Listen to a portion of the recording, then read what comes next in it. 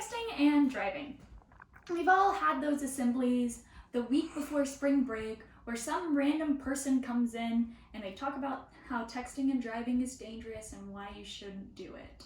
Usually no one pays attention because no one cares, and our teachers often scold us and after tell us about how in past years students have passed away during spring break because of texting and driving. In these assemblies, the words distracted driving are usually thrown around. But what exactly is distracted driving, and what does it mean? Distracted driving is essentially anything that can divert the driver's attention away from the road. So it could be something like talking, eating or drinking, texting, or even changing the radio. There are countless other things that can cause a driver to be distracted, but the most common one is texting and driving. But why exactly do we feel the need to text and drive? Well, that's essentially because our phones are the new addiction of this era. Scientists have compared our phone addiction to drugs and alcohol because we feel like we need it.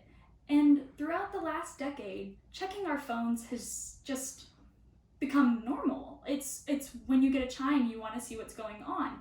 And that's because our prefrontal cortex, it's in control of our impulse, essentially is non-existent. It doesn't, when it comes to our phones, it doesn't work because we've gotten so used to checking our phones that it creates dopamine for us and we want to continue seeing what's going on. So when you're driving and you hear a chime, you're like, oh, let me look at it right away because I want to see what's going on. But why is this dangerous? In 2018, 2,481 people were killed because of distracted driving. In the same year, 1.6 million accidents were caused by it. Because, let's say you get a text. Reading a text takes about 5 seconds. So, for example, let's say you're driving on a road and you're driving at like 55 miles per hour.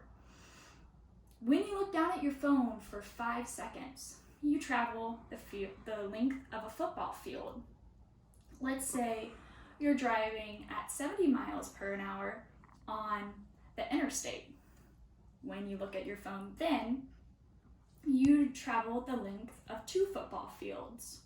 And this is because people think that they can multitask. The problem with thinking you can multitask is multitasking doesn't exist. When you multitask, you're switching between 2 or more situations rapidly.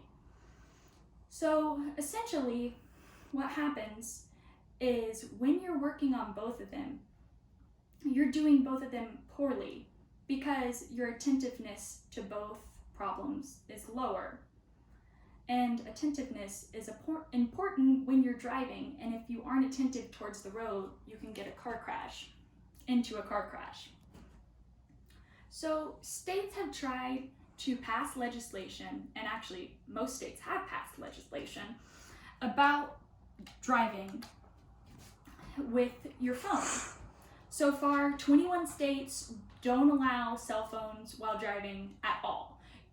Cops can pull you over with no other offense. It doesn't matter. That's just cut and dry what it is. In 39 states and in DC, they've banned all cell phone use for novice drivers. So that means G1 and G2, people who are trying to get their license, and beginning drivers. 48 states have banned any type of texting while driving, but in some of these states, cops have to pull you over for another reason. But still, people text and drive with these state legislations passed. So what can we do to prevent this problem? As teenagers, obviously we don't have kids, so it's not like I'm gonna tell you, teach your kids to not text and drive, because that would be weird. But a few things that you can do as a person, or you can complete any calls before you start to drive. So that means calling anyone that you need to, or just telling someone, hey, I'm on the way. You can get the directions for the place you're going before you start to drive. So that means just lock your car, grab your phone, type in the address, put it down, and have the directions where you can see them. Or another way is checking in with friends and family before you arrive. So essentially, once again, it's just texting your friends and telling your family, hey, I'm going somewhere, please don't text me, please don't call me, XYZ. Or a really good thing that we can all do if you have an Apple phone is you can put your phone on Do Not Disturb. That means nothing comes through. You don't have to deal with any problems at all while you're driving.